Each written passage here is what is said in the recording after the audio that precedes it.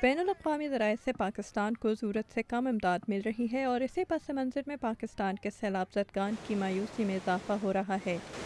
ماہرین کے مطابق یہ پاکستان کے لیے ایک بہت کٹھن مرحلہ ہے۔ واشنگٹن کے ایک تھنک ٹینک بروکنگز انسٹیٹیوشن کے تجزیہ کار اسٹیفن کوہن۔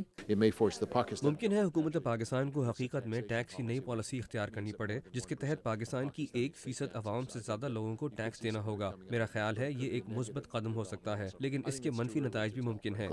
ماہرین کے مطابق ماحولیاتی مسائل اور جنگلات کی کٹائی کی وجہ سے پاکستان میں سیلاب نے زیادہ تباہی پھیلائی، لیکن ریٹائرڈ جنرل جہانگیر کرامت کہتے ہیں کہ وہ پاکستان کے اقتصادی مسائل اور خوراک کی بڑھتی ہوئی قیمتوں کی وجہ سے بھی فکر مند ہیں۔ خوراک کی قیمت میں اضافہ ہوگا جو لوگوں کو درپیش مشکلات اور سڑکوں پر ان کے طیش کے اظہار کے ساتھ مل کر ملک میں معاشرتی عدم استحکام پیدا کر سکتا ہے۔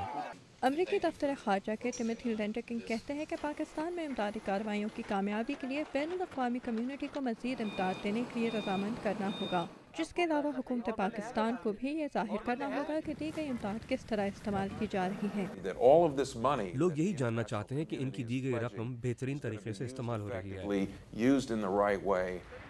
ماہرین کہتے ہیں کہ پاکستان کا مستقبل حکومت پاکستان کی امدادی کارروائیوں کی کامیابی پر منحصر ہے، جس کے علاوہ پاکستان میں سیاسی استحکام اور بین الاقوامی ذرائع سے مزید امداد کی فراہمی بھی بہت ضروری ہوگی۔